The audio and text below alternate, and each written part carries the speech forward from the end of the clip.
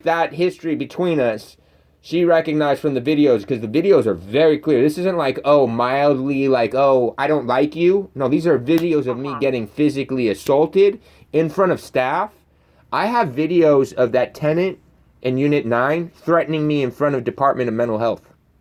And they didn't send it to first.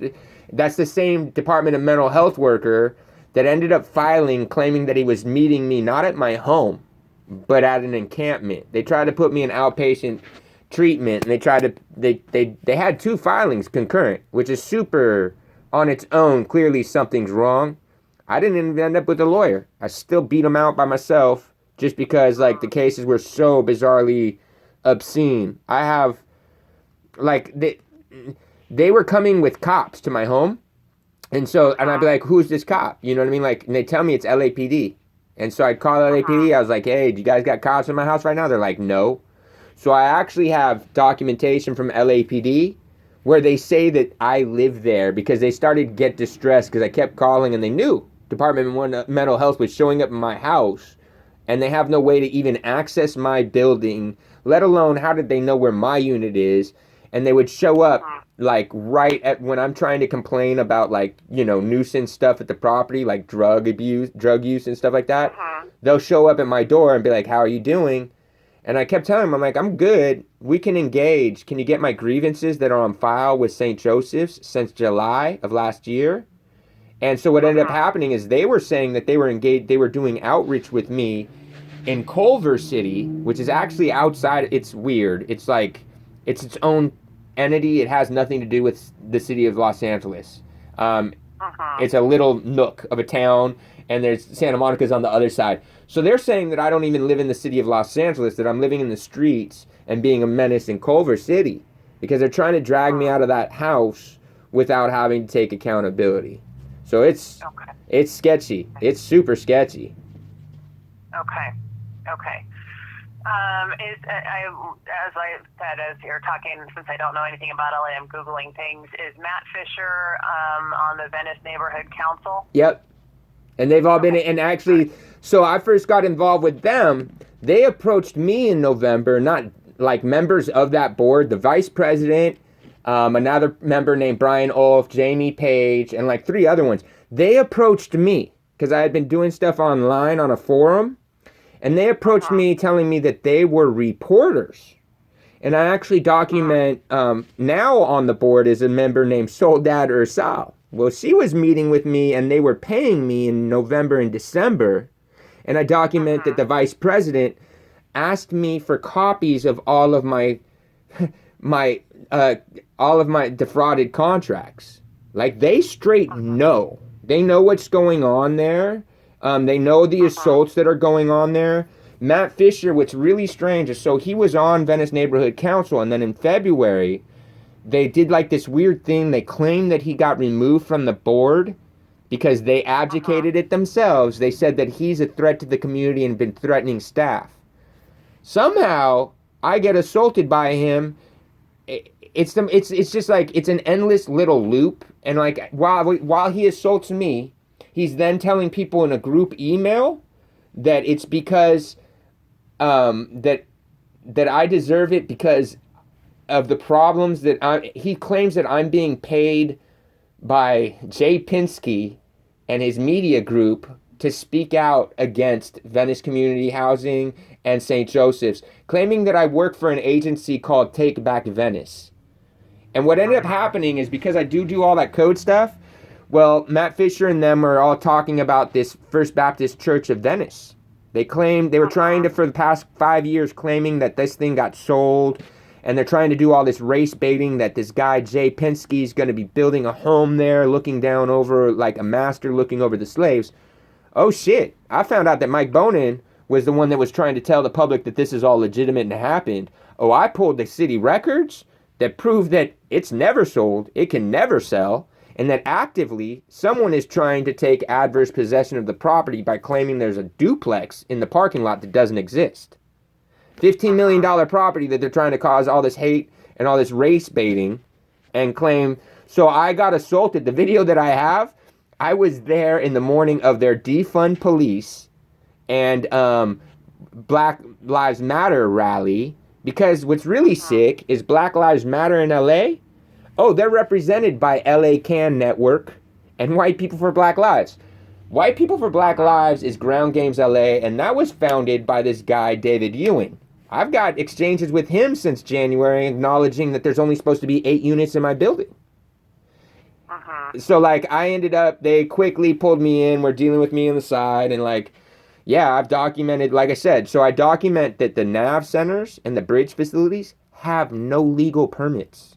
They're literally causing transmission, and they burned all kinds of money that the state, see, everybody called it red tape, but when the state does those jobs, the reason they do no bid, they won't allow no bid, is that so the funding isn't just abused. If someone goes, I want $13 million to build a tent that costs $3 million. And not only that, when they were doing all these housing things and stuff like this that they're building out, the thing is that things built to DSA standard are actually a lot cheaper, because anything that's different or unique, like I learned about them because I build sculptures. I built 2 sculptures for the Orange County Sheriff's Department. One was 8 feet and one was 8 foot 3 inches. That 3 inches cost me to build. We had to go and get everything done. It cost like 180 grand in the long run, but we had to make a sculpture qualify as a unique structure. The gnarliest thing. So that's why campuses, like college campuses or public facilities, everything's so replicant. And that's to keep costs down. But not only that, also what everybody's hiding in life, they don't want to involve the Division of State Architecture, is, well, all state essential services facilities in their code have emergency shelter plans.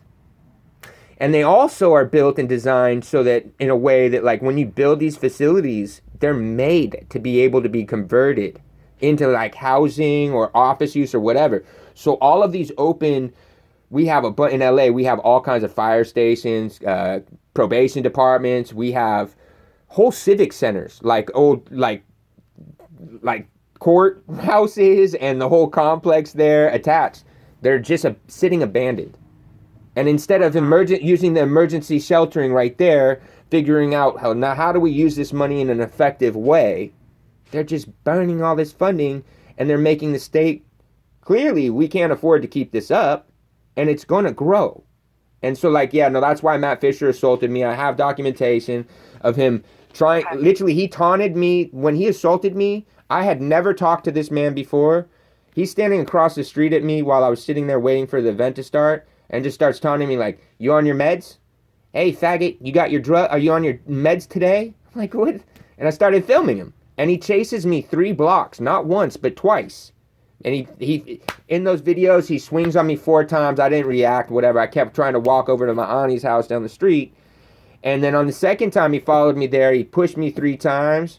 You know, on the 4th time he put hands on me, well, he's not ready for it. You know what I mean? And that's all on video, but like, yeah, cops took a felony report. I didn't report it. Neighbors did, because I ended up unconscious trying to choke him out because he's like 6'6". I'm a little dude.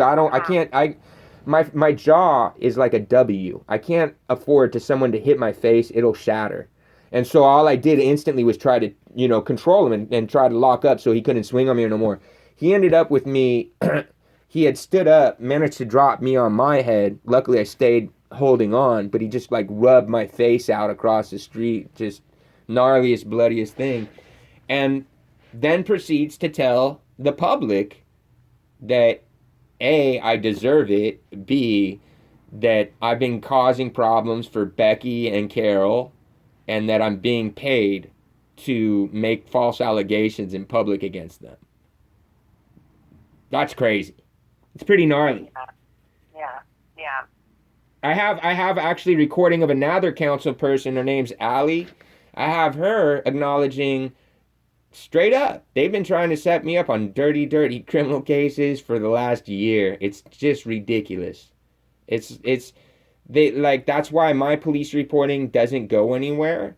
It's what's happening is LAPD. I'll report to LAPD. What they do is they have another agency. It's called LA World Airports. They literally are a police department that only works for the airports. And one of the interest parties in that is Metro. Somehow, they don't have no jurisdiction over my home. Somehow, all of my reporting ends up with this one guy, Frank Shin, who's been threatening me for like over a year. And so they tried to even charge, at one point they were trying to charge me criminal charges for reporting my bike being stolen at my property. Here's how. There supposedly is a stay-away order issued on me in that area. But that's where my house is. So something's severely wrong. They've been trying to cause me criminal issues, and I have documentation with LAPD knows something really weird going on because I don't have a restraining order or anything to be violating. But yet, yeah, somehow I was getting accused of I'm in breach of a stay-away order because my housing and my services didn't want to tell anybody that I live in services there or that I live there. That's why Department of Mental Health was trying to claim that I lived in a different town in the street. You know what I mean? Like, it's bad. It's really bad, and it's shameful because that was a lot of money. You know, I mean, look at the industry that you're in and what resources are really available right now. How much money came out and how many more jobs were even made available for anybody that's not doing outreach? That's the terrible thing. They've created an industry of outreach. They didn't even, like, the whole argument of, like, this housing that, you know, oh, we need to do housing first. I kind of understand it, but here's the reality. What they didn't do still is open up, instead of this huge log jam of issue, why haven't they allowed people that are willing and wanting to test to be able to go to a drug-free environment? You know what I'm saying? Like, they're not... They could alleviate so much of what's on the street, and now everybody's accused of being that. Well, like, literally, like, the dude that I called that told Protective Services on my building, he's an old man. He had gotten a pacemaker in February, and then in April, or March and April, he had he had a glaucoma and a cataract surgery. So the dude's like, he was coming up to my house because they didn't get him his medication, and then no one was giving him his medication, which is eye drops every 2 hours. He was telling me that he was fasting. I'm like, what do you mean? Well, fasting meant he was starving because he can't even see food or cook for himself. No one was giving his medication every 2 hours. They were leaving that on me to try to do for him, which I gladly would try to do. But I'm not qualified, and it's funded. And the reality is that dude's like a head trauma victim. He doesn't deserve, and I'm not saying that I deserve to be in that house, but with what I've been enduring and the other people that are involved there, yeah, no, that dude needs to be with people that want to play go fish and checkers and smile and be nice and happy. He shouldn't be in a situation where he's coming to my apartment because he's terrified because he has meth addicts that are just traumatizing him and driving him crazy in his apartment. So he'll come and sleep at my house or in my apartment during the day because that's how he feels safe. And like, this is like literally what they're doing in Venice is because they own both those agencies. Everybody's like, oh, look at all these crazy people in the streets. I keep trying to explain to them, like, yo, they're going to stay in the streets because they take in what they're doing is they basically are using the nav centers as like public lobbies. They figure out who's as crazy as they think they can manage with no effort and diverting the resources. The nutcases, they don't want to have to take on that liability, and they don't want to have to deal with evicting people, so they just stay in the street. And so they literally, you know what I mean? Like, that's why there's these little magnets, you know what I'm saying, in certain areas that things are just spiraling so out of control. It's like, well, wait a minute, you know what I mean? Like, legitimately, you guys are... I had been homeless for 11 years. That was the first place I found where I could access a shower without having to enroll into like a shelter. It was the first place I learned that like they're like handing out cookies. They give them so much everything free, and like, I'm not saying that we shouldn't be kind or understanding, but it's enabled, and it's not nothing that's been passed allegedly for human rights would have impacted me in any constructive manner in the last 10 years. The idea that we need to have a bunch of shit in the street next to us, that definitely would have not helped me to be able to get to any services to any resources. And still, through all of this, the first thing they haven't done is, well, let's try to even open up therapy to some people. Let's try to open up some safety nets. They don't want the safety nets. They're waiting to us all to be chronic because it's profitable. And the ones that are too chronic, the ones that are legitimately chronic, no one's ever going to take them in. You know what I'm saying? Like, just like my own situation, they'd rather have me removed by cops on a fraudulent case than just report that something's wrong at the property. Why did you guys put me into an illegal unit? So it's scary. I can't imagine what you guys are taking on, but yeah, we know next year there's going to be a lot more people that are new to being homeless. And what I mean by that is, like, that's a whole, it's one thing, like, you know, for me, I'm not saying that I'm good at this or anything like this, and yeah, I'm able to try, and I appreciate definitely the help and resources available here, but like, if I didn't have some of the experience of knowing how to live on $200 in food stamps and $200 in GR, yo, it's going to be a shocker for a lot of people. And I've been doing this for a long time, you know what I mean? And like, those people are definitely going to need, like, that's the reality, is that they're going to finally learn that there's no therapy choices or options available. Like, that was my relationship with the Department of Mental Health, is that's literally the only place that I could find anybody to even talk to, like, to engage with about anything.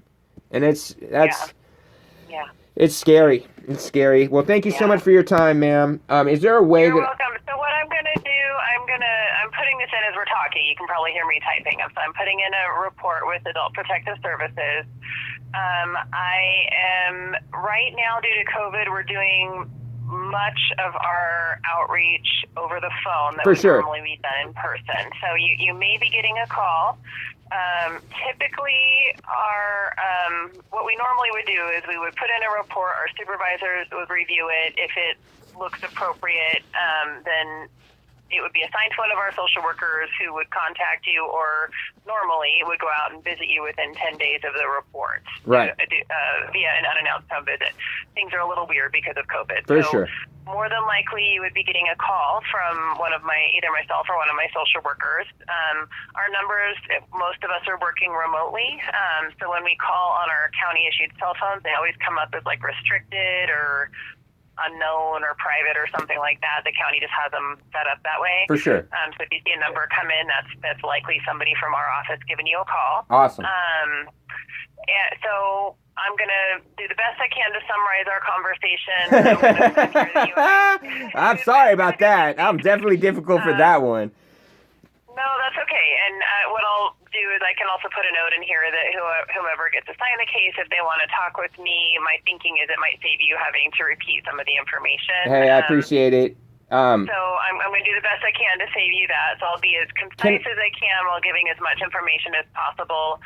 And I am going to put in here that you and I talked about San Andreas Regional Center. I would strongly recommend that you give them a call and get that process started as soon as possible, just to get that up and running and see what services are available. If you are, and I just want to kind of let you know how things are in our county right now. It sounds you obviously. So I don't know much. I'm going to be honest. I don't know about the continuum of care program through housing. Do you have a voucher that can be ported under that program? Well, what I have is a letter from the housing authority in August of last year, assuring me that I was going to get moved. So I honestly, all I know is I don't know. All I know is that I supposedly have a federal Section 8 voucher. Okay.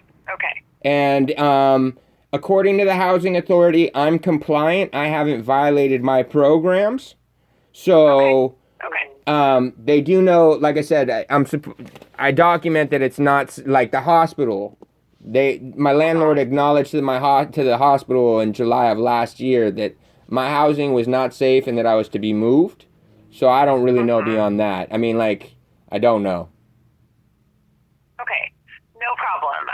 It sounds like there's probably a voucher in there, and if you have a voucher, it can be ported. So that's, I guess, And if you're saying you have a federal voucher, then yes, it can. The answer to that question would be it should be able to be ported, unless there's some programs that are like you have to be there a year before you can port it. But it sounds like you've been there over a year anyway. So Yeah, I have. if that was the type of program, then you should be good on that front. Yeah, well, it's strange. My program isn't. It's like it's weird. My program has to be a different outside agency, so it's separate from my voucher. If that makes sense. Yeah, and like I said, I don't know that much about it. I'm not sure if I haven't worked with anybody that's under that continuum of care program through housing, so I'm not sure if it's something that it's rolled out county by county. And yeah, it might be in LA. It might be LA special programs thing. To be honest, I looked it up, and it's definitely through the housing authority, the federal. But I just haven't heard of it here, so I'm not sure if it's only utilized in certain counties and maybe we don't use it here, or if it's not that common and I just haven't encountered it I think honestly, I think that it's kind of a newer program that's getting piloted there. As I've been dealing with the manager, I've been dealing with the bonds person and the supposed manager since July of last year. So. Okay, and that does make sense because LA is usually where they pilot things because there's a lot of people to pilot That's them. because Carol Sobel. I'll tell you. I guarantee you, it's Carol Sobel. It's crazy that this lady does. She's. Yeah. I mean, it's just in a simple fact of the matter, because she's the president of the National Lawyers Guild. Okay. And being a board member of the Bar Association. So that's why she always Legal Aid Foundation, or I'm sorry, she also started Legal Aid Foundation of Los Angeles. But ACLU and LA, she's a stakeholder of ACLU. She gets bread off of everything that ACLU gets. But so every time that all these ACLU filings that LA Can Network are filing also, well, she files first and she files in her own name, not attached to a legal firm. And that is literally just because anybody that comes to defend, she literally just has to point and go, no, conflict. So that's why this garbage is flying through the courts. I mean, it's because realistically, it's a huge issue, huge problem, no doubt. You can't tell me that anybody that's actually involved in services think that anything that's been presented as a solution or is working to do anything but throw a mild Band-Aid on a gushing wound. You know what I mean? It's bad. Yeah. So what we can do, obviously, like we talked about, I mentioned earlier, there's these bigger systematic problems that you've been a victim of for a while. What we can do is, that's not something we're not going to be able to represent you. Sure.